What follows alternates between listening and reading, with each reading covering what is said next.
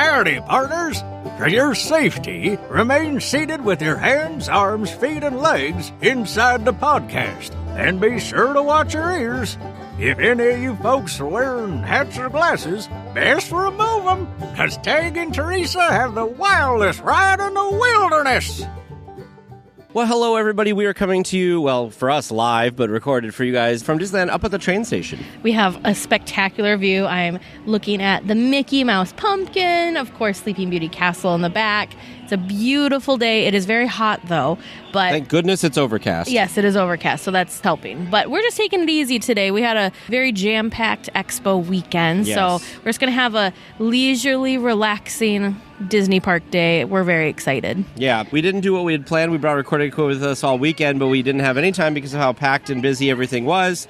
So we are doing it now in Disneyland, which will be fine. And this time, we're not on the Rivers of America. We're on Main Street, so we have some different background noise and everything, so that should be great. And then also, just so you guys know, we might be in the middle of talking, but the Disneyland band is going to come down Main Street and perform, so that could be something for us. So speaking of the D23 Expo, we will have to fill you in on all the fun things. I'm telling you, we definitely did not get to see and do everything because it's just impossible, or you're like a superhero if you're able to do that. But we're going to start at the beginning, Friday. Our first panel, we did have reservations for Stage Pass to be able to go see the Disney 100 and Legends ceremony. A whole lineup of wonderful people. Some of the acceptance speeches that really stood out to me, number one was Josh Gad. I don't know. He was just so funny. We learned some fun things about him. Oh, You're wrong. You're wrong. It is now Disney legend Josh Gad. Disney legend Josh Gad. Who let us know that he was not hired to be a Jungle Cruise skipper when he was 18. So, which, come on. He would have been he would be an amazing Jungle Cruise skipper. They should hire him now to be a Jungle Cruise skipper. But, so fun packed. They did live stream this, so some of you that weren't able to be in the room where it happened, hopefully you were able to catch the live stream. Otherwise, we're hoping that they make this public because we haven't seen the replay or the recap for it. Hopefully soon it will be, but it was amazing. Another highlight to me was Idina Menzel singing When You Wish Upon a Star. Oh, yes. That was like... I've never seen her perform. I love a lot of her stuff, of course, Wicked, Rent, all those big ones. But so that was just really cool to see her sing live. And it was totally like unscripted. It wasn't like a performance or anything like that. I want to point out, too, because I saw a lot of stuff online, and it's a big venue, right? 7,000 people fit in there. We were kind of off to the side. There was a lot of reports I saw later that evening or the next day online that, Bob Chapek was booed when he came out. I will tell you, from where we were sitting, I did not hear any boos. So I think that people were just kind of like drumming that kind of up. We did have some weekly tiers that said there was some booing, but I don't think it was as bad as online kind of chalked it up to be. Well, and again, it may have just depended on where you're sitting. But the section that we were in, which we were actually in the center section, everyone politely clapped. Yes. But anyways, tons of amazing people that got these awards, that we got to hear all of their cool stories. That's the thing that I really like and appreciate about the Legend ceremony. I'll be honest, when they announced who was getting the award, some of them I scratched my head at and I was like, what, Disney Legend, what? Oh, I didn't get it. I knew who they were, but I didn't understand what work they had done that deserve such a lofty, a lofty award. So that was really cool because before the Legend gets their award, they do kind of like a backstory and kind of highlight all the different things that they had done. So I thought that was really, really cool, really informative. The other moment that we have to talk about was when Chadwick Boseman was presented with his award. His brother accepted it on his behalf. But the thing that it was very touching, very moving, very emotional. And he was the only legend that got a full standing ovation, which was just incredible to be a part of because, like Teg said, it's a room full of like 7,000 people. So to have 7,000 people up on their feet and cheering for him was just magical. The other thing, parks related, since we are a parks podcast, I mean, we're going to talk about a lot of things, a lot of stuff. It wasn't just a parks expo, of course. But Bob Chapek did tease the third attraction coming to Avengers Campus in Disney California Adventure. We'll talk more about that in a little bit because they kind of went into more detail, but they did kind of drop it to begin with. Moving on to the expo floor is what we did after the Legends panel. Well, actually, I think after the Legend panel, we had lunch. We learned our lesson. For all of you future expo goers, make sure you go out and do the food trucks. They're still on the convention ground, so you don't have to go out through security and then back in again. So worth it. The prices were a little steep, but the portions of the trucks we were at were very good size. In fact, some of them we should have shared because it was just too much food. There was a burrito that we had there that was very, very good. We had some weekly tiers that had some of the pizza from one of the other trucks that was also very good. We had hamburgers. There was a were pretty Greek good. food truck that we stopped at. All there sorts was of another delicious Mexican things. place that was on the other side of the Expo Center for Sunday. But yes, much better. It did seem like there was more food and a variety of food around the Expo floor this time. I also want to say this year, and Teresa keeps saying this probably because we knew what we were doing better, but it seemed this year that it was a little more organized and there was a lot more Disney cast members there to help. I think it was a combination of the two things. It was better organized, plus we kind of had our training wheels had been taken off since we had already experienced Expo one time. Expo's really fun, but it's really difficult to go on as a first timer because I just don't. We tried to help people kind of prepare mentally and all that kind of stuff, but it's just, you don't really understand it until you get in it because the Expo floor, which is what we did the rest of the day on Friday, is just, there's so much. There are so many things to do. We spent a ton of time on the Expo floor and most of the rest of Friday. Yeah, still didn't get to be able to do all the different fun things and experiences and all the different various booths. The other thing we did Friday, which was really cool, was we went and saw Walt's plane. Oh, yeah, that was really cool. So they did this really neat photo op where you waited in line. It was free. You scanned your badge, and then it kind of got emailed to you. But it was really neat because you could take a picture in front of it. The camera was up kind of high, so you got a really unique perspective. We did laugh. We saw a picture later on of Bob Gurr who had come. They had all these signs that Casper was saying, don't touch the plane. Don't touch the plane. And there was this great picture of Bob Gurr touching the propeller, and we're like, well, I guess you don't tell Bob Gurr. So moving and so touching. Like, it's just a precious photo. I need to pause because this is the cool, pause talking about the Expo because the coolest thing is happening in front of us now. Mickey and Minnie are walking towards us. The Dapper Dans are behind them. The Disneyland band is also there. Oh, it looks like we've got more characters, but then they've invited guests to join with them. So it's like this little mini guest parade, but it's very, very fun. Hopefully some of the audio is picking up for the band for you folks to enjoy as well. And if it gets too loud in front of us here, we may have to pause recording just so if you hear this noise coming and then suddenly we're talking and it's gone, it's just because we want to make sure you could hear what we were talking about. But we will also leave I think we'll just have a clip of this in the show anyway. We'll just let kind of the noise go so you guys can feel like you're here at Disneyland, which I don't know if you want to be here. My watch says it's only 84, but it is very humid. Very humid, yes. But, I mean, come on. How magical is this? Let's just leave it now because it's just going to get louder.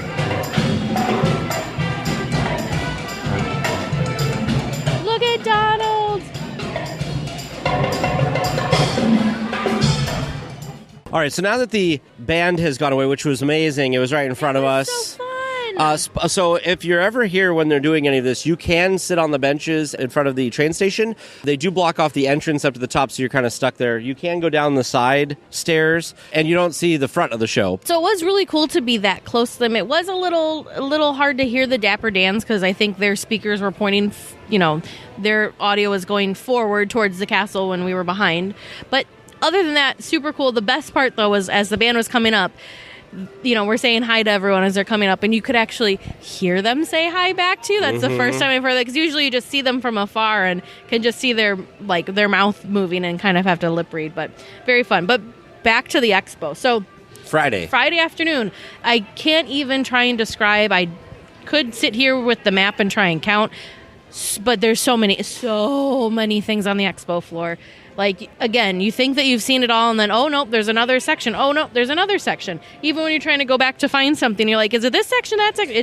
It's kind of like a maze. And it all kind of looks the same after a while, it's like and so a maze, finding stuff is hard. A maze of Disney. So it's a very distracting, very overstimulating, just very intense. Amazing, but just so much. Because Tag was explaining this, because not only do you have the booths, but what else do you have that's Yeah, so you've got all the booths that are obviously going to be distracting because they're meant to be eye-catching and try to get your attention to come see it.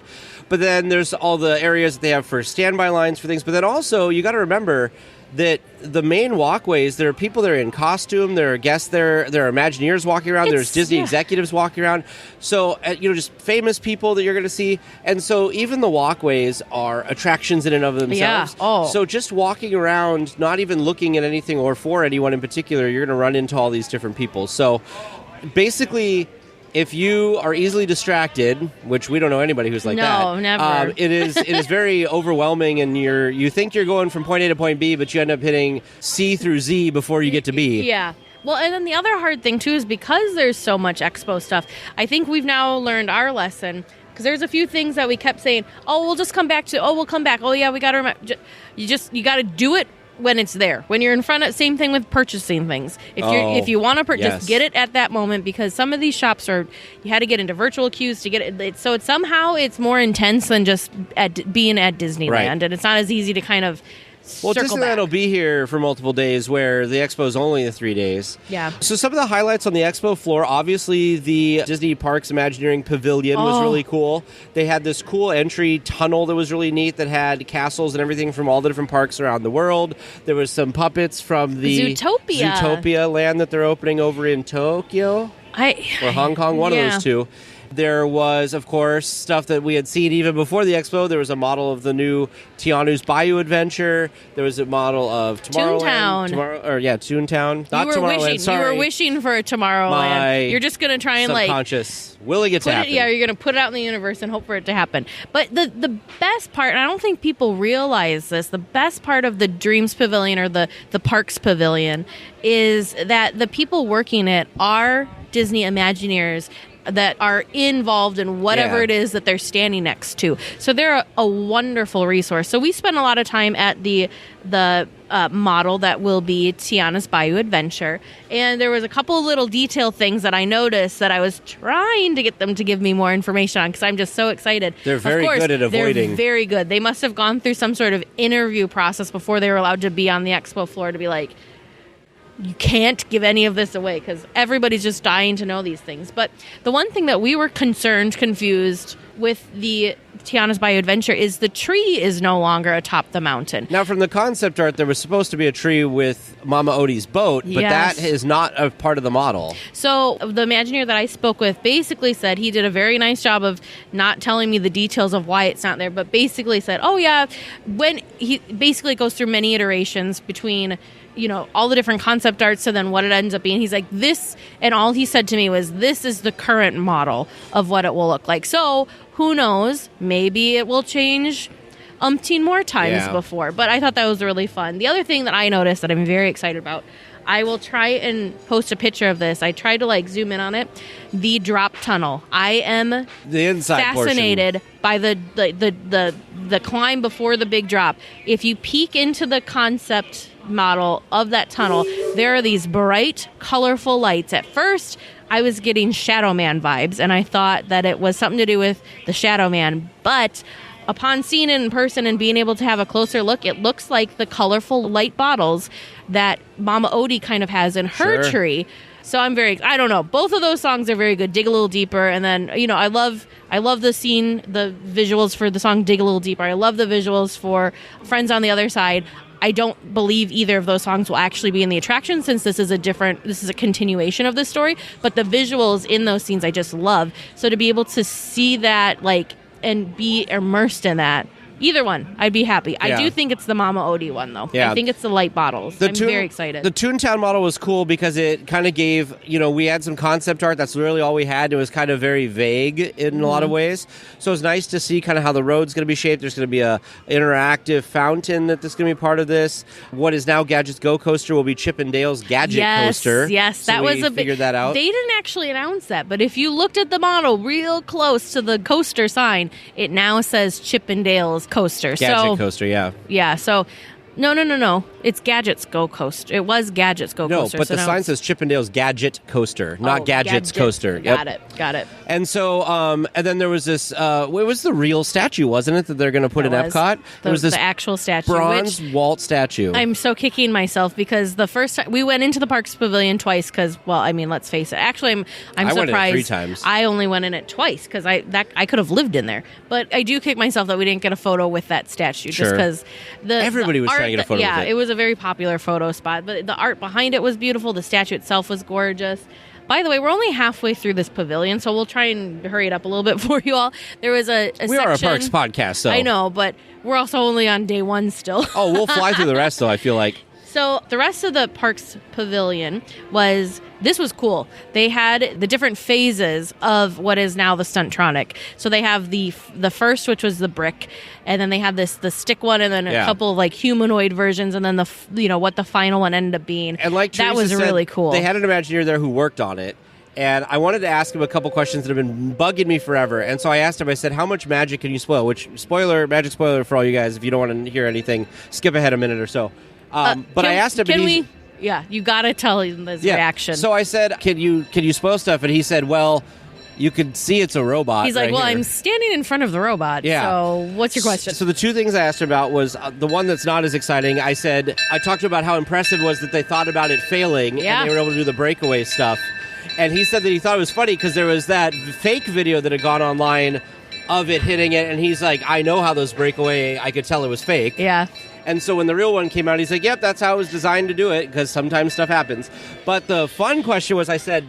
I've wanted to know. It's bothered me since the beginning. I said, so how automated is this? When Spider-Man jumps from building to building, is there a conveyor belt that brings him to reset him? Is there some other type of system that does it? And he looked at me and he said, well, cast members go up there and they basically put him in the equivalent of a rolling office chair and they roll him over to the other area. So now I have this vision of this office chair with this Stuntronic Spider-Man in it being rolled kind of like Weekend at Bernie's, like, just rolling back and forth, or Onward with the dad. Bernie's. Yeah. So I just thought that was really, really funny. There was also an interactive Harmonious thing that was kind of neat, and then there was some Disney Cruise Line area, but that was basically the pavilion. Really fun. What were some other things on the show floor that you liked or thought was cool? There were so many cool things. There was all sorts of different giveaways that we got. Pins. Tons of pins. Fun pins. Pin sets? Pin sets even, yes. There was a really fun, I don't know what it was called. There was another big pavilion that was very interactive, though, and it had, like, only murders in the building, and it had Grey's Anatomy. It was like their streaming TV pavilion, because it had ABC Family and Hulu. And it was a lot of fun stuff. So Tag is a fan of Only Murders in the Building, so of course we had to go do that. But they had a guy that kind of directed you to do something. You had no idea what, why, or how you were doing this, and then you did it. And then they gave you this video of you, and this one, since it was Murders in the Building, it looked like we were in an apartment building and someone was peeking in. He was having me try to murder Tag. He called that one. He was very smart. But he had me, like, what was I, choking you? What, and then, smart saying that you were going to kill me? Yeah, I just think it was funny that he had it that. Anyways, so he's like, just pretend like you're choking him, and then we're going to pretend that someone just, like, peeked in and saw you, and you're kind of like, ha ha, just kidding, that kind of a thing. So that was really fun to be a part of, to kind of... it was so different. There was American Horror Story. There's like mini pavilions inside this pavilion, which was cool. Other cool things that we got to do is we got to go to the Mickey's of Glendale store, which, as some of you know, is like the Imagineering and cast member kind of only store. Spent a lot of money there. So that's not something that us normal people are able to get to experience very often. Lots of cool stuff that I've never seen before and never will see again. But they had all these really cool... There's a cool merch line that was dedicated to Mickey and Minnie's Runaway Railway with all sorts of different prints and art that we haven't seen before. There was a Muppet section. Muppet Haunted Mansion and Muppets. And then, of course, the part that we spent all of the money at is the Imagineering section. And the Imagineers are celebrating 70 years, so we have a really fun 70 years of Imagineering logo that was on T-shirts and hats. The only disappointing thing was that was the only logo on everything. They didn't have any plain stuff, but it's still a cool logo. I enjoyed it. Next time. So for me, I don't want to be critical really about a lot of things. I want to pick highlights. But one thing that we were really excited about that kind of underwhelmed us was the Archives Pavilion this time. Yeah. Last time I think what it was is last time they had so much in there that this time they had less, so it felt kind of underwhelming. But they crammed so much in there last time. But the Archives also was helping with... They had different things that were also exhibits that were with Walt's plane. Sure. So I think that the Archives had multiple focus points this year instead of just their one big footprint. Yeah. But it was still a lot of fun and interesting stuff. We saw stuff that was taken out of the Haunted Mansion. So we saw one of the original brides, some of the paintings, that kind of cool stuff. We saw...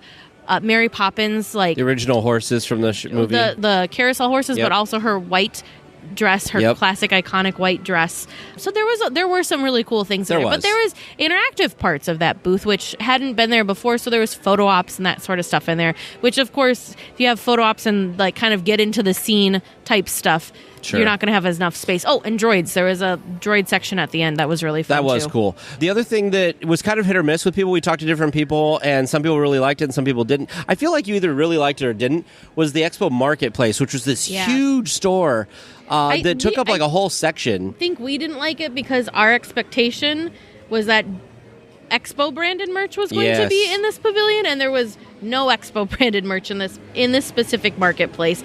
It was at a different marketplace. So I think on the second floor, because of thinking it was going to be one thing and then going in and having it being something totally different. That's what threw me. But there was cool stuff in there. It was like an Emporium or a World of Disney type vibe. You had all sorts of different merch from all sorts of different things, but it's all stuff I've never seen before, and I don't know if it's stuff that we'll see again. I have to give a shout out though to Griffin, who came to our meetup, because he was very excited when I saw him. I asked him what one of his favorite things from Expo was, or things that he got to do, and he was so excited. They had these gold spider bots, and they were in that marketplace, and he just thought it was so cool.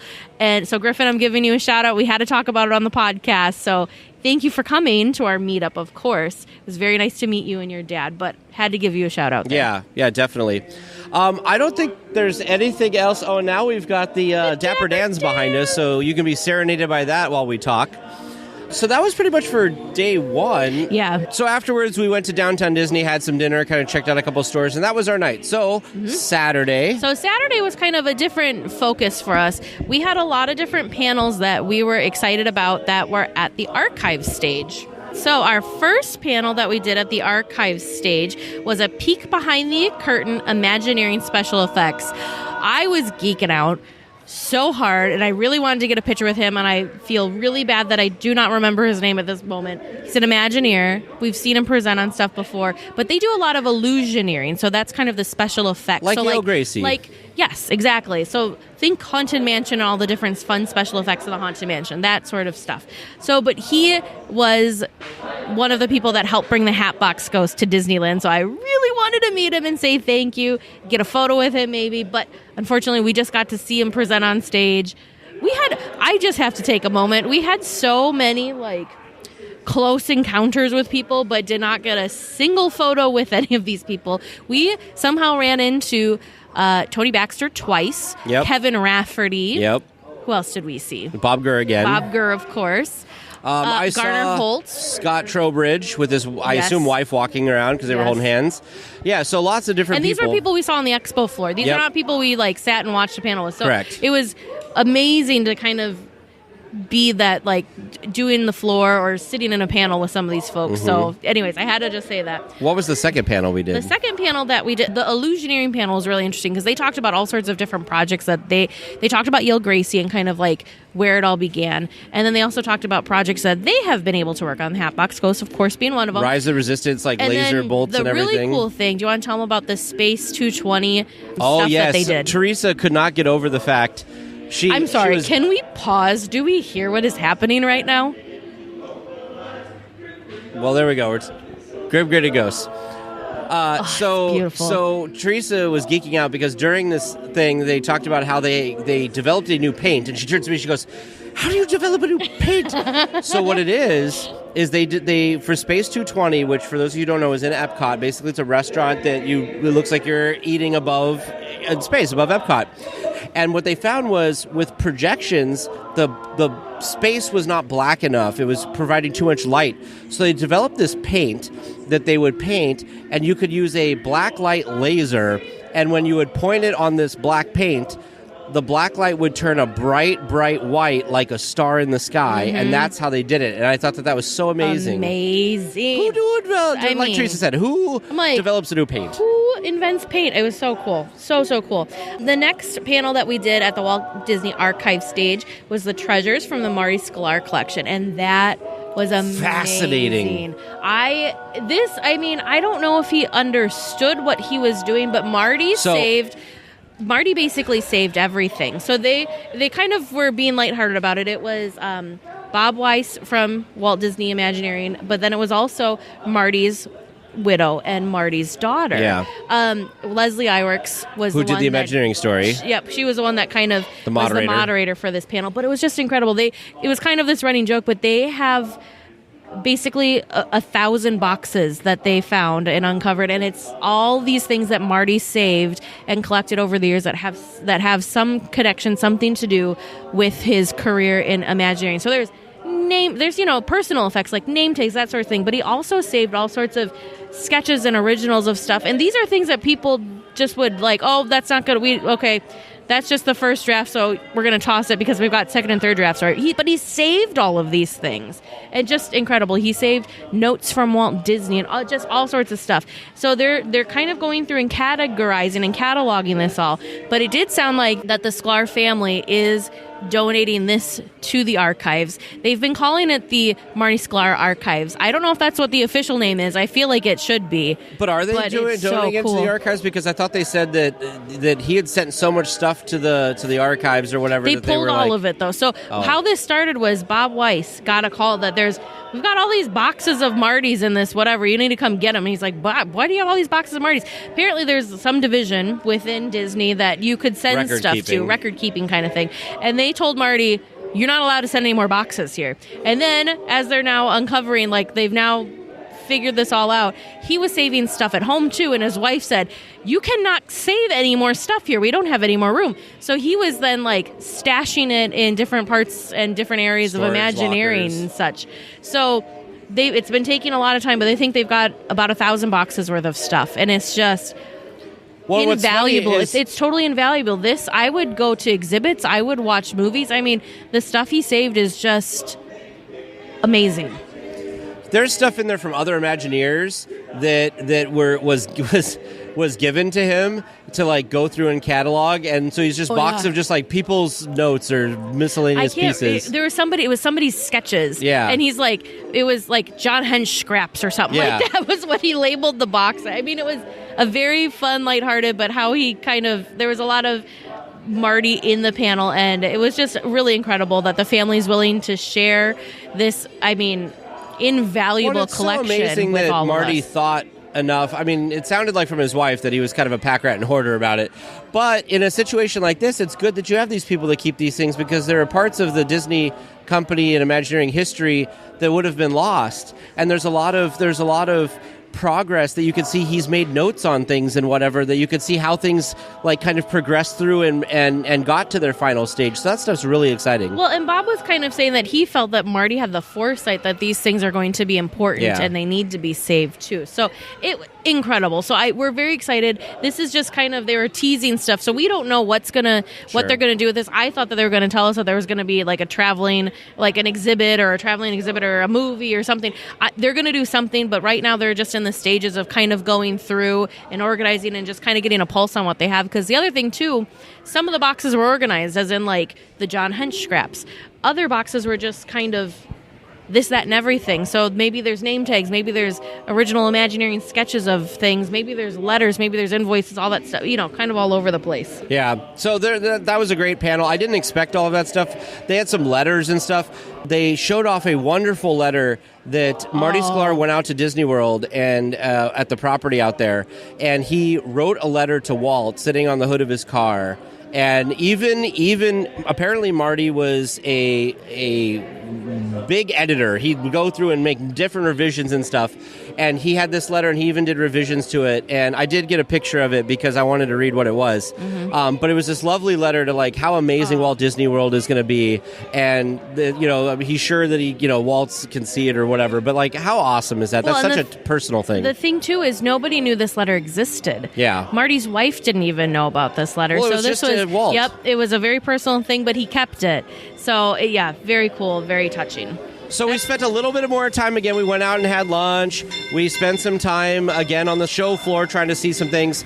And then just by happenstance, we got in this line to go see, what was the first thing we were in line to go see? Encanto, the music of Encanto. And I was like, oh, they had some of the people from Encanto at one of the other things at the Legends ceremony. That was another highlight of the Legends ceremony. They concluded it with the cast of Encanto coming out, and they sang live for us, "We Don't Talk About Bruno." Yeah. Oh, it's so cool. I was like, oh, we'll go see the cast again. We'll get some of that cool stuff. It'll be really exciting. But then one of our weekly tiers said that they had an extra thing they weren't going to go to for this. It had some obnoxious High School Musical, the series length the thing. The extravaganza was the end. That's the only part I remember. But then I looked in the app, and they had all the famous people that were going to be there, and I'm like, Teresa, there's a lot of people. We should go to that. So we went over. It was in the big hall D23, and we went in, and I tell you, I feel like for me, this was one of the highlights. And one of the reasons Teresa was telling me that she didn't think it was quite as much of a highlight for her was she didn't know a lot of the shows and the people. And so, but they opened with the entire cast of High School Musical, the series performing. Not the entire cast, but most of the cast. A good really amazing. Cast. So they had them up there, and then they went through and they announced a bunch of stuff for Disney Channel and Disney Junior and Disney Plus stuff, just all of this stuff, and they had different people come out. They had the main actors from the new Percy Jackson movie that's coming out, and he came out, and that kid was so sweet. I think it was his first big anything. He just said sincere. He was very sincere, thanking everybody for being exciting, and he was like, I'm going to do the best I can to make this the best story for everybody or whatever, because the kid's 12 or something. But they just had all these people come out, and it was just so amazing, and it was so entertaining. Tim Allen, which we didn't even think was going to be there. So exciting. He came out because they were talking about the new Santa Claus. I don't know. It's not a full series. It's just I think it's just it's like a mini event or whatever. It's 6 series, six episodes is what it is. 6 chapters. He was calling it. That was really cool. The other person that I was very excited about, and I'm a terrible person because I don't remember. I'm very bad at remembering names of people in general, but yes, famous people. But this guy came out, and I'm like, I know this voice. And you're like, he was.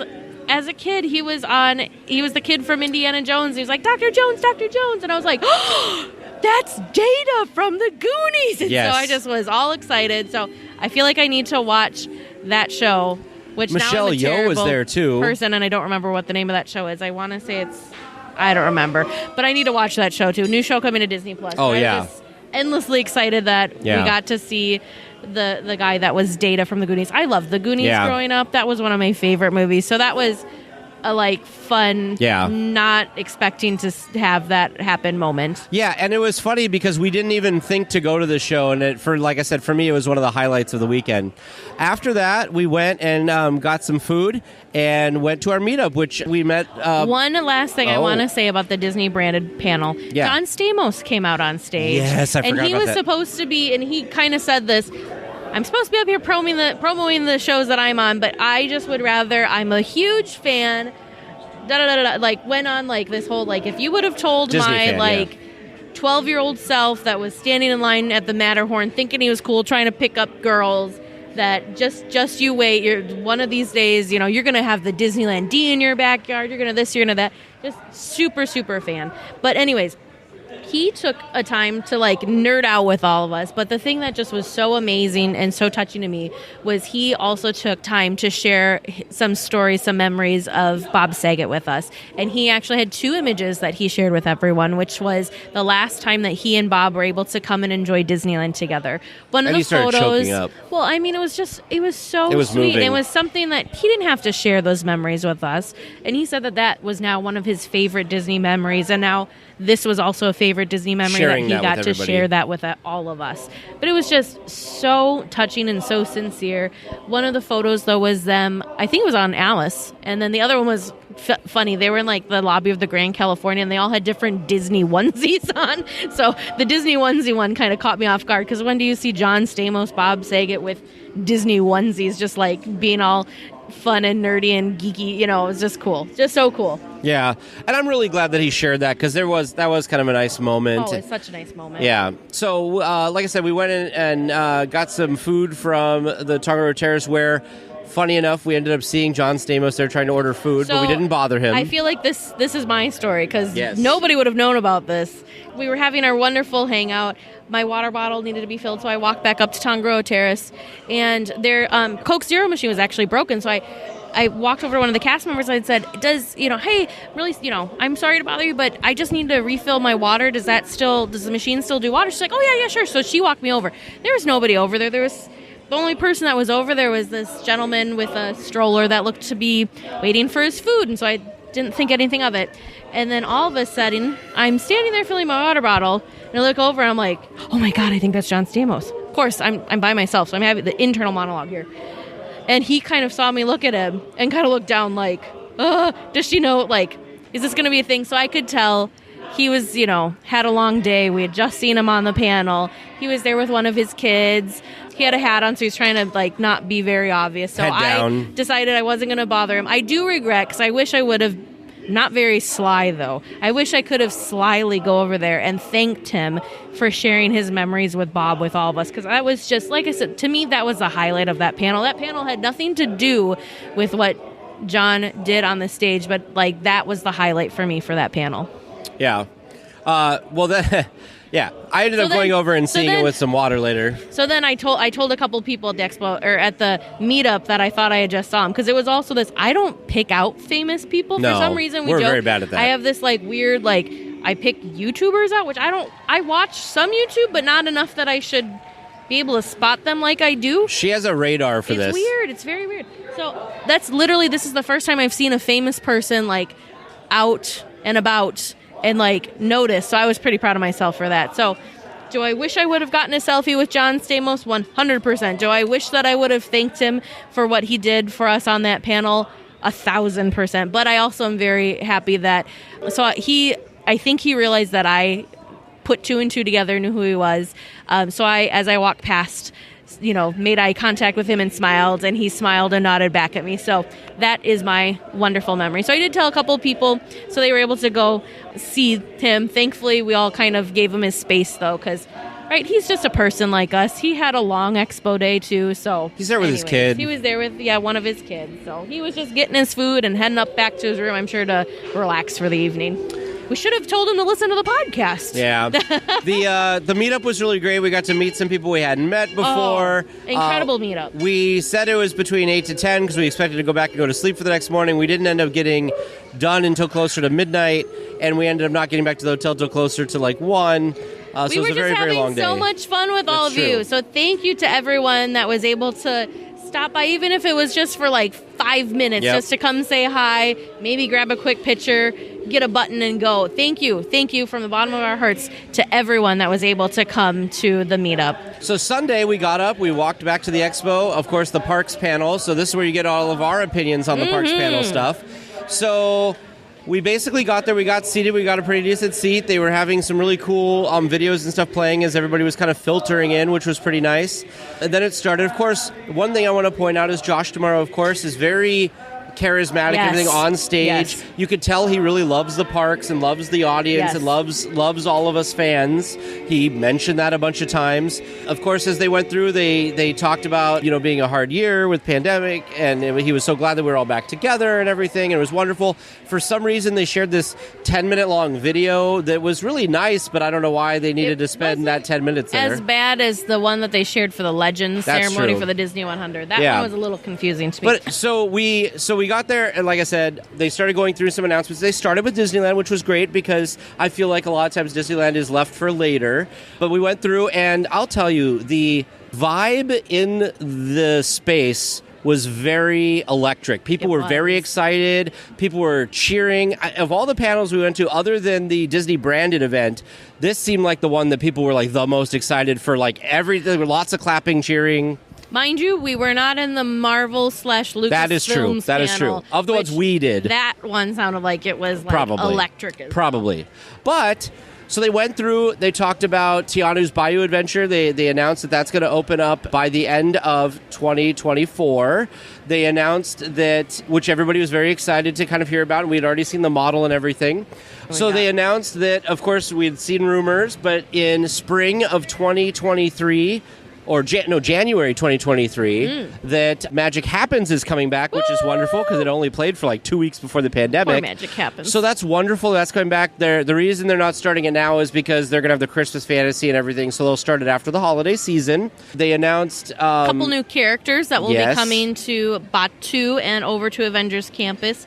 Coming to Batuu, we had an announcement that this character was coming, but we got to see these characters. So Mando and Grogu are both going to be together in Batuu. That looked amazing. It did. The one that was a brand new announcement that we didn't know about, and I got all excited because they were kind of teasing and leading up to it. I'm like, oh my gosh, it's all going to started smacking Tag, because, that's what I do when I get excited. Oh, yes. And can't be loud. I just start hitting Tag on the shoulder. And he's like, what? I said, this is that 3D printed giant oversized stuff that we saw in the Dreams panel. It's the Hulk. And then, of course, it was. We're going to have the Hulk. And it looks great. Next week. They said the Hulk will be in Avengers Campus next week. For a limited time. But looked amazing. Yeah. Moved great. Very smooth. Yeah. If you are here, it's going to be amazing. And larger than life. Larger than life. So cool. Jon Favreau came out for Mando, which was great. He did. And I think they said Mando was coming in November. Yes, November. 2024. I should be looking at my notes, so I do apologize to everyone, but I'm pretty sure November of November of this year. This year, yep. So that'll be exciting because we've already had Boba Fett came and Fennec Shand came, and so now we're going to get Mando himself. And, of course, the next season of Mando will come out next year, so that's a great time for all of that. So, and looked great. I'm excited to see Grogu. And Grogu moves and does all the stuff. He looks so cute. Josh Duhamel was very excited about all of this. Well, and apparently they had been working on this for a very long time because they had plans before the pandemic. Yeah, that's what Jon Favreau was explaining that to us. I didn't know that it had been in the works for that long, and I guess it had been in the works longer than they normally have these things in the works. So that they spent a great deal of time and tons of care in making sure that these are going to be the best experiences, the best versions possible. Now I'm going to get this stuff out of order, but basically they also announced the new fireworks show coming to Disneyland, which is called... Oh yeah, that was the end. I don't care what order it is. Wondrous. They previewed a song for us. It is going to be for the 100th anniversary.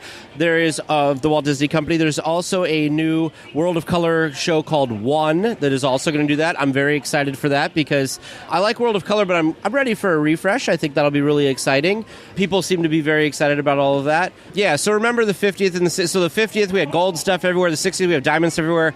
For the 100th anniversary of the Disney Company, there's going to be platinum stuff all throughout the park. So really, really cool. Disney World. The hub of the celebration is all going to be here at Disneyland, so that was really exciting. Oh yeah, because this is what started kind of it all. So they and it's nice to see Disneyland recognized for that, because for the longest time, especially when I was a kid, I felt like Disney World was kind of the crown jewel in the park's crown for the company, and I feel like they're really acknowledging that Disneyland's where everything started. So very excited about that. Well, the only thing I'll say about the other stuff, because there was a lot of other stuff. The one thing that super stood out to me is that they announced that Figment will be coming back as a character meet and greet in Epcot. So that was really exciting. We thought that they were going to tell us that attraction was going to get a refresh. So we were all excited and building, and then it was Figment. But what were some of the other things? Oh, yeah. So just quickly, Josh finished with Disneyland. We went around all the other parks around the world. They talked about all of the Arendelle frozen areas that are coming to some other parks, some Zootopia areas that were coming. They showed off some animatronics and stuff from that, which look cool. Amazing, by the way. Really good. They showed some of the special effects they're going to have in these lands that make it look really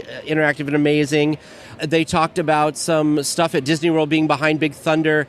The only thing that was a little strange was they really emphasized that none of these things were for sure coming. It was just kind of a lot of blue sky. They were thinking about all of these things. Yeah, it was a lot of just we're elevator pitching and what if? So they showed us things that may or may not happen. So that was a little confusing. But the high point of, because this whole thing, we're feeling the energy build, the excitement build, and all this stuff. And Josh had said he did the Disneyland section first. He did not talk about the platinum stuff. Tag said all of the Disneyland stuff now. But so in the order stream of events, they stopped at the characters and that kind of stuff. And they said, we'll get back to Disneyland later. So of course, we're on the edge of our seats we'll get back to this. There's going to be the main one big announcement is going to be Disneyland focus. So we were all excited. Well, it ended up being all of the 100th anniversary stuff, and that it's going to be headquartered and hubbed here. So I'm just going to say this. The energy, the excitement, being in the room, being in the moment, it was very, very fun, very exciting, all that kind of stuff. We're all on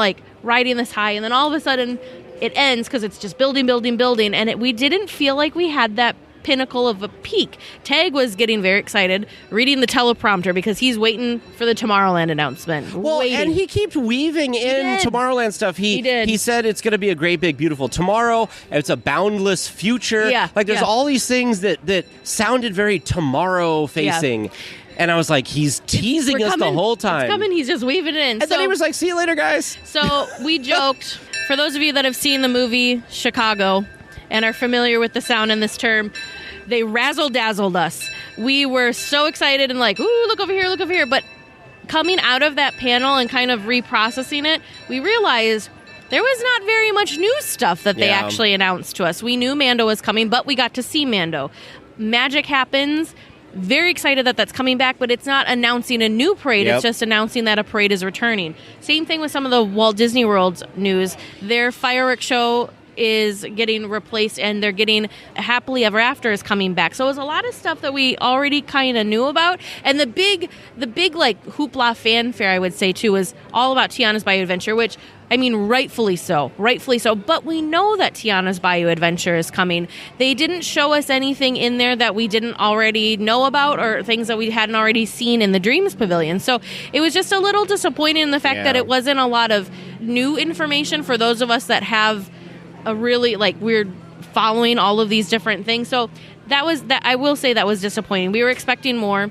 Even the low-hanging fruit they didn't do. That's where I was going to go, is all the things that should have been kind of gimmies, especially with Disneyland specifically, they didn't go for. I thought for sure we would get a date on when Magic Bands were coming to Disneyland. An Imagineering person did say by the end of the year, so that's only 3 months left. And they announced that this year that they were coming at Destination D, which was back, I think, last November. So this entire year, we knew that they were coming this year, but we still haven't gotten a date. So I thought for sure that they were going to at least give us a date. There's, like Tag said, there's 3 months left. It's not like it's that big of a crazy and exciting announcement. You know, it's not like, I don't know, it didn't seem like that was a thing that they could say and then have to take back. And then a couple other things that were, like the Tarzan's Treehouse. We thought that we were going to get some sort of something about Tarzan's Tree. Of course, everyone, I'm sure, and even we heard Walt Disney World people saying the same thing. They were hoping for a Tomorrowland refresh on their park in Magic Kingdom as well. So both coasts were hoping for Tomorrowland news for their park. So we kind of were wondering if there was going to be a joint Tomorrowland announcement, but nothing about Tomorrowland. And the other thing, too, that I just want to point out is they razzle-dazzled us. And I think what they did is, because I've complained about this on our show so many times, I think what they did is they said, these things may or may not come. People are saying there's a looming economic recession coming. We don't know if that's going to happen or not. It might not. I don't know. I'm not a financial person or an economics person. But I think they're hedging their bets. I think they have these things planned, but they don't want to commit to anything because they don't want to disappoint people. Because we've complained, I've complained at least, about that they announced all this stuff last Expo and that they've had to cancel certain aspects of that. So it's just kind of unfortunate. The Avengers e-ticket was the other thing that they talked about with Disneyland and they had announced Avengers Campus at 2019's Expo. They announced kind of what the concept for the big e-ticket was going to be, and it has changed slightly. It's going to be themed more towards like multiverse stuff. Yep. So they kind of showed concept art of what characters you're going to encounter, all that stuff. We did get a really cool print of the concept art, which also gave us a peek at what the ride vehicle might look like for this attraction. So I get to stop you for once. We have a cavalcade coming down the street as we're finishing recording. Aren't you proud of me? I actually saw it, and I kept myself focused. You were good. I love this. Oh, this is the Halloween cavalcade. We might have to pause, because this looks adorable. And there he is announcing it. Yeah, we might need to pause, because I might need to take pictures of this. All right. All right, we're back. The cavalcade did not go in front of us, but kind of cut through Town Square. So just if you do see the Halloween cavalcade, it does not go the parade route. It just kind of turns and goes out the parade gate. Yeah, beyond Main Street for that. So overall, the parks panel, while it was fun and exciting to be in the room just because of the energy that was going on in there, looking back on it, we didn't get any of the announcements we were hoping or predicting to have been getting, even Tomorrowland. Like Tag said, the kind of like the gimmies. But, it was still fun. They gave us all sorts of, I don't even remember what all we got. We got artwork for poster. the e-ticket coming to Avengers Campus. Artwork for the bronze statue going to, one of the overseas resorts. Overseas resorts, because they've got this wonderful bronze Walt and Mickey that's sitting on a bench that looks really amazing. It reminds me a lot of the Walt Disney World statue of Roy with Minnie. Yep. And then a pin for one of Duffy's new friends. I don't remember her name, but she was this adorable little pink fox. And so after the parks panel was done, we had to hike it to literally the opposite end of the expo center, which if you've been to the convention center, it is huge, huge. So it was quite the hike. Brings up something we didn't talk about.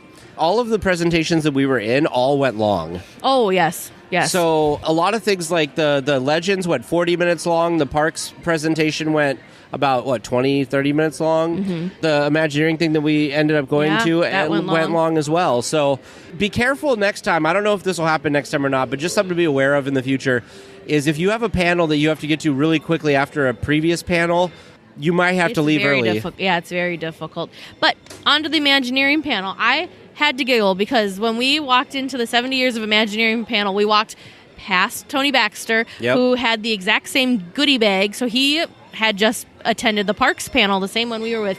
And like everybody else, I just loved seeing him in this light because everyone that was at the Parks panel that did jump over to the Imagineering panel had the exact same thought because it was like 1 o'clock at this point. So if you were in the Parks panel all morning and then you jump into this other panel, you didn't have time to eat.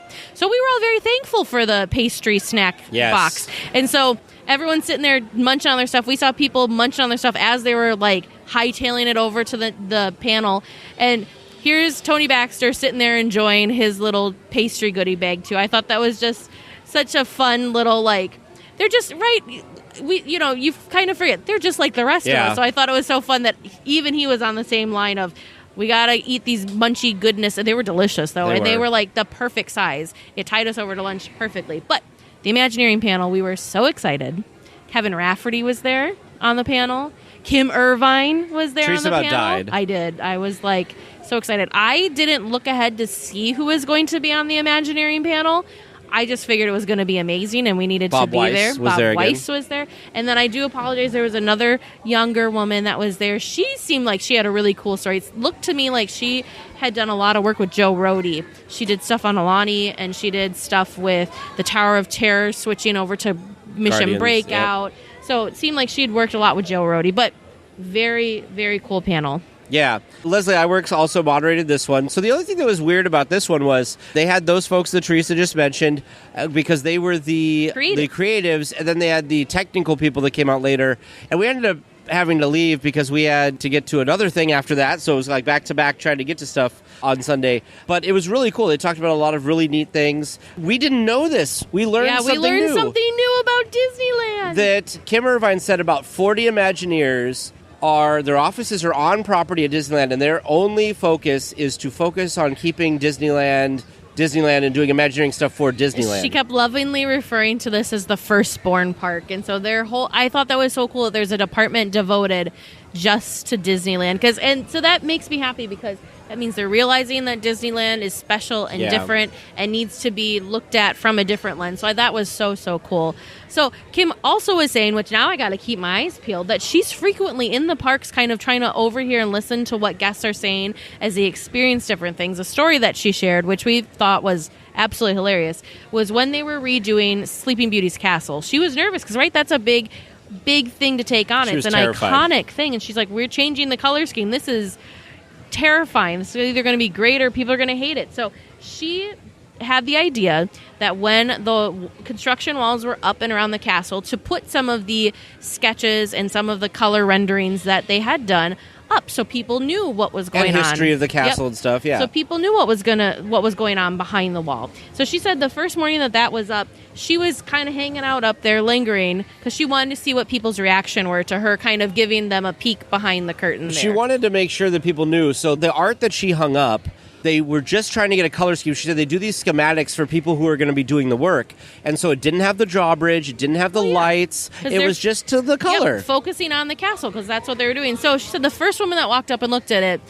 immediately said, see, look, they're taking out the drawbridge. We can't enter Fantasyland that way. And, of course, Kim panicked, like, no, we're not taking out the drawbridge. So she apparently took that down, redid it, put the drawbridge back in. She ran to her office and redrew it. Put the drawbridge back in, put all the light posts in, basically put all the stuff that she didn't think people were going to notice that were not on the chopping block back in there, and then re-put the artwork up. We just thought that was so funny. That was so funny and just amazing. And so one of the big points that all the Imagineers made during this presentation is they do it all for the guests. They do it all for us, especially the big super fans who are at the D23 Expo.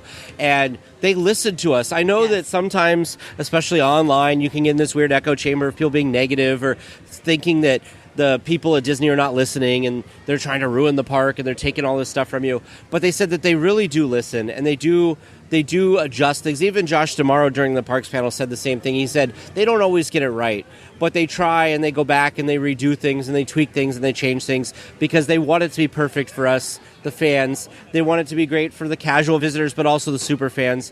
And they know that they've got this great crown jewel in the Firstborn Park, as she said, that it's very special and something great. So I'm really glad that they have that vision of that. And, for us, like Teresa and I think we've known this on some level. Mm-hmm. Sometimes we forget it or think that they don't care or whatever. But really, we know that they care because this park has just gotten more and more beautiful and they've added more and more great little touches and they keep plussing things. So what did we do after that? So then after that, I was going to join one of our weekly tiers, Kate, they had, what was it called? It was the Disney Parks Ambassadors Through the Decades. I wasn't quite sure what this panel was going to all entail, but it just intrigued me for some reason. So Kate and I met up and went to that. Tag went off and kind of just did his own little thing. Yeah. But so for this panel, it was very cool. They had Julie Ream Casaletto was there. She, of course, was the first Disney ambassador, of course, for Disneyland. Connie Lane was also there. She was the second Disneyland ambassador. She was the ambassador in 1966. And then also Debbie Dame Brown, who was the first Disney park ambassador for Walt Disney World when they opened. So those three were there, which that in and of itself was why I wanted to go to this panel. I didn't even care what they were going to talk about. Right. I just wanted to hear their stories because you had the only two Disney ambassadors that got to work with Walt sitting there, plus the first Disney World ambassador that was the first ambassador to open a park. So very iconic. So how this panel was presented was really interesting because they talked to each of them there was some significant purpose as to why specifically that person was there. So of course Julie was there to talk about what it was like to be the first ambassador and kind of what her experience was, what her job was, her role was, all that sort of thing. Then they moved over to Connie. The reason Connie was there was, yes, she was the second, but the big momentous thing that happened while she was a Disney park ambassador, of course, the death of Walt Disney. And so kind of her perspective of what that was like in that time and what her experience was for that. Debbie was, of course, there to talk about her experience being the first Disney ambassador for Walt Disney World. And then we had a whole panel of other park ambassadors. We had the park ambassador that was there for Paris, the opening of Paris. We also had another Paris park ambassador that opened Alani. We had a park ambassador from Walt Disney World that was the ambassador during 9/11 and what that experience was like for him. And then the one that I thought that was so funny is because they went through the decades, so we went chronologically. So the final park ambassador, they kind of said, and next up, and he's like, you can say it, I'm the COVID ambassador or something like that. And they're like, no. We invited you here because you're one of the first to have a 3-year term. Yeah. So that was a big deal because it started out as just one person, 1 year. Oh, then we had another Disneyland Paris ambassador that was there because he was one of the first ambassadors to be a part of a team of ambassadors instead of it just being a single. So it was very interesting to hear what they did in their program at the time. And they kind of kept saying, too, that you get chosen to be a Disney park ambassador because you have to be the right person at the right time. And so, how they were explaining their different roles and the different things they did, it made complete sense. But it was very, very cool, very educational. The final part of that was they gave this other Disney employee an award. She has a really interesting job.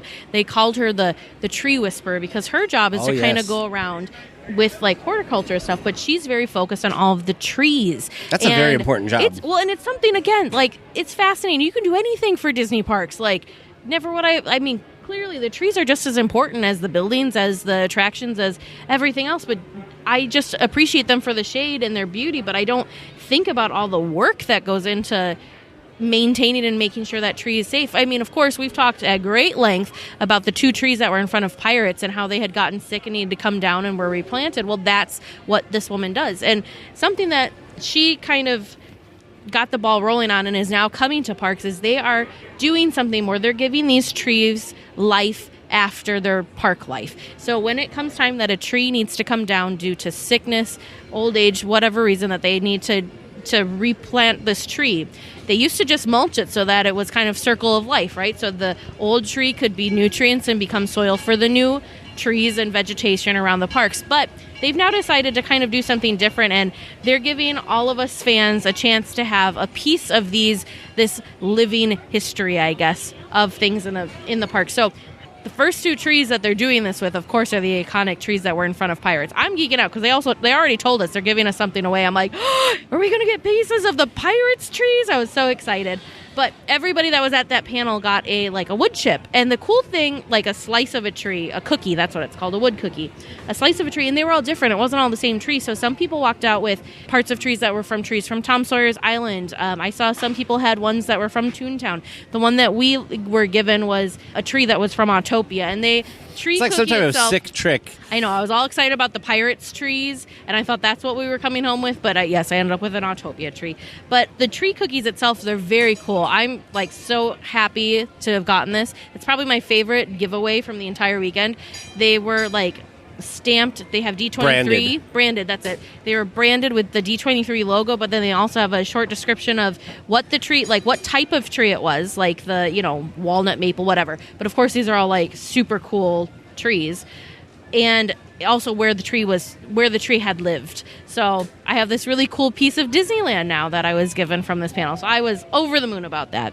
Yeah, it's a really neat idea to do that instead of just turning wood chips, and they're going to have these different things in different ways sold throughout the parks. They didn't explain what they're doing exactly with these, so I don't know if it's going to simply be like what we received, those kind of wood cookies, or if they're going to give it to artisans that turn them into sculptures artworks or something. Yeah, so I'm very curious to see how this, kind of the continuation and how this is going to come to life. My day was a little more boring after that, so I went and re-walked the entire show floor to make sure I didn't miss anything or wanted to see anything last minute. I did stop at the booth, and we had done this on the other days too, and said hi to our friends Lynn and Ken at their booth. Yes. Of course, they host the Sweep Spot podcast, and they have their Cleaning the Kingdoms books 1 and 2.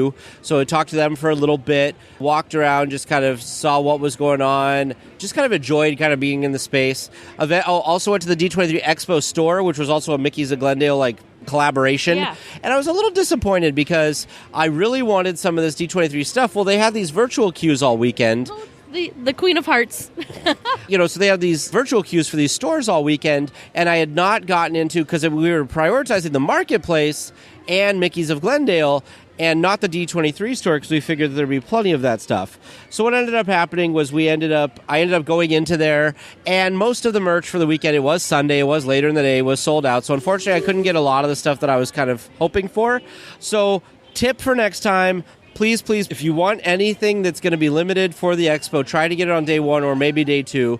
If you can, because by Sunday, of course, you don't want them to order a bunch of stuff that they're going to have to discount or throw away or something like that. And then I waited. There was a great second floor patio I hung out on. Jafar just walked past. Second floor patio I hung out on. I waited for Teresa and Kate to get out of the panel. Then after that, we went and walked around the show floor again for a little bit to make sure there wasn't anything Teresa needed to see and try to get into. Then we left. We went and no. What was the Oh, yeah, you could tell that story. To, accidentally end the expo. So we're, like Teg said, just kind of making a loop, trying to make sure there wasn't anything that we missed or things that we wanted to do that we were trying to come back to that always had crazy lines, to see if maybe by some Disney Expo miracle there wouldn't be a crazy line. Well, guess what? Spoiler, there was crazy lines still.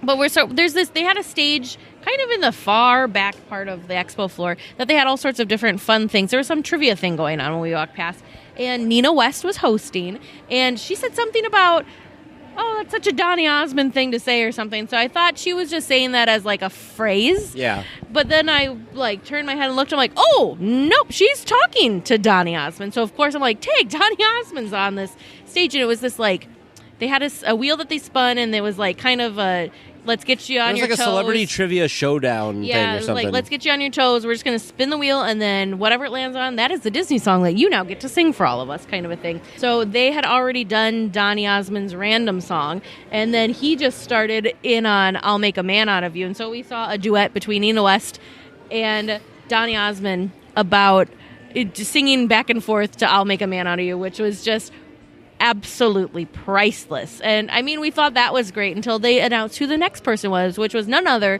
than Jodie Benson, which is, of course, she's the voice of our favorite animated mermaid, the Little Mermaid Ariel. And this was amazing. This was so cool. So they had this wheel, like Teresa said, and it was so funny because they spun it to land on Part of Your World. So she sung a little bit. It was stuck between Part of Your World and something else. Yeah. And so they bumped it so that it was Part of Your World. She sung a little bit of that, which was obviously so amazing to see in person. She still sounds exactly the same. I don't know how years, 30 years later, she can still sound the same. But then they spun it and they ended up moving it on to Into the Unknown.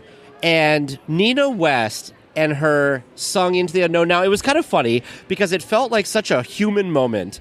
Because if you've ever been put on the spot and had to sing something and you're trying to think, okay, how does this start? Yeah, Jodie Benson's like, how does it start? How does it start? And they're going back and they're working it out. And then they started singing it, and oh my God, it sounded amazing. It was so good. Jodie Benson went for it. She started kind of in the middle where she did the chorus, which has the crazy high notes and all that stuff. And I was just like, oh, Jodie. And we're kind of everyone's feeling like, oh, Jodie, why did you start that? This is the toughest notes to try and hit. And she nailed it. She absolutely nailed it. Well, it was so funny because when they got to the high one, she's like, all right, Nina, hold on. She grabbed her and she kind of crouched down and did it was just beautiful. And so it was one of those that's the thing that's so great about Expo in general is of course these moments. Big panels and all the shopping experiences and things to do, but it's these random moments. Yeah. It's seeing Jodie Benson totally nail Into the Unknown. It's seeing Nina West and Donny Osmond dueling and co-singing I'll Make a Man Out of You. It's seeing Tony Baxter being just a normal person enjoying all of the goodies at the panel that you just happen to be at the same one with. It's all of these cool things. It's walking through the Imagineering Pavilion and seeing Kevin Rafferty there, standing there for far too long, I will admit, in the hopes to say hi and maybe get a quick picture, but seeing all of the Imagineers that had worked with him that were just so excited that he was there, running over to say hi, and so we let them be, but we thought it was so cool that we got to see got to see him that close. It's all of those moments. It's the things that you can't plan for. So my best advice, if you're thinking of ever going to a D23 Expo, is Tag was just saying this, if panels are your thing and that's going to be your focus, awesome, but it's impossible. As much as we would like to do everything, it's impossible to do everything. But the thing to me that's so special about Expo is all of these random things, whether it's running into people running into people like Josh Shamaro that are on the show floor, running into these experiences that you just kind of walked in and you see this amazing little mini concert with these iconic Disney voices. It's all of that, and so it's just so cool. Yeah, like Teresa said, don't stress out. You just never know what's around the corner. Pick one thing a day, and like we've said, all of these things that we got really excited about were things we didn't even plan for. I didn't plan to go to that, the TV showcase or whatever that was amazing. We didn't even know that Donny Osmond was going to there's all these little things that pop up. And I know Teresa just said a lot of this stuff, but just like her, I'm also distracted. The Queen of Hearts is sitting here meeting with people and being amazing. But yeah, so don't stress yourself at the expo. Try to do the couple things. Pick one thing a day that you really have your heart set on, and then just enjoy yourself. Because you know what? The biggest takeaway is you're not going to see everything. And I know some of you won't understand this, but just get it in your head. You're not going to see everything. There's too much at the expo. And it's a really difficult thing to kind of wrap your head around because we're used to busy, right? We're masters at the parks. We understand that. But this is it's different. I don't know, some crazy different level. So it's really hard to kind of get your brain around it until you're in it. And it's just overstimulating is the best word that I can use. Overstimulating, and it's Disney stuff. So then it's a million times more overstimulating, but amazing. You just never know. So the other thing I want to say to wrap up here, so we finished that.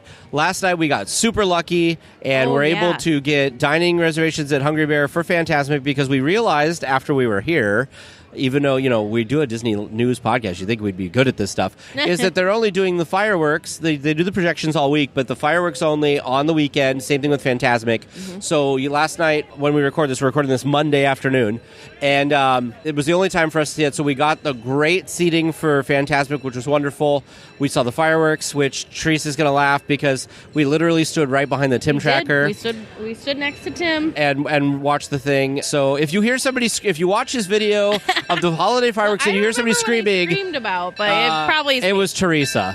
You will recognize her voice if that part of his video makes it in. It may have been Zero. Yes, Zero was great. But yeah, and then we met up with some listeners, and we did Haunted Mansion Holiday, and we did Pirates, and then we looked at our watches, and we're like, oh, it's already past midnight. Yeah, just a whirlwind of excitement and memories and amazing Disney everything. Wouldn't trade it. Is it a long weekend? Oh yes, it's a very long weekend. We just focused on Expo all 3 days, and we still were getting home late because of dining plans and meeting up with people and all sorts of fun and exciting things, but I wouldn't change it for the world. We're very excited to be experiencing Oogie Boogie Bash tomorrow night as we record this and sharing all of those fun memories with you as well next week. Exactly. Yeah. So thank you everyone for listening. We hope that you enjoyed our coverage of the D23 Expo. We did some stories and photos and stuff like that on Instagram. I did try and save those on Instagram in our, there's a stories thing that you can replay those. So if you didn't catch those as they were there, you should be able to replay those to kind of catch up and see some of the fun and cool sights that we were able to see. So hopefully that was fun for those of you that weren't able to attend yourself. Thank you everyone again for listening, for your support. Tag, what are we going to do? I also want to say, because you thanked a lot of people, I want to say these type of trips, it's really important you guys realize that these type of trips are only possible because of you guys' support and your support as patrons and becoming official weekly tiers and listening. So thank you so much. Literally, we have pinched ourselves so many times this weekend, and recently, even with just the interviews and stuff we've had, that we never thought we'd be talking to Imagineers or meeting such wonderful listeners. Mm-hmm. We meet you guys, and you guys teach us stuff. You tell us these wonderful things. Yeah. You're all wonderful people. So thank you so much. It means the world to us. Weekends like this really just drive that home. Thank you so much for listening. I'm so glad we do this for you guys. It's such a privilege to be able that you guys listen to us, and we're able to do this for you. But as Teresa teed me off for it, I totally went in a random direction. We're going to go and enjoy the parks. Thank you, everyone. Please remain seated until the podcast comes to a complete stop and the doors have opened. Then collect your belongings, watch your head, and step carefully from the episode. On behalf of all of our crew, thanks for traveling with us. And we hope you have a happy and memorable visit here at DL Weekly.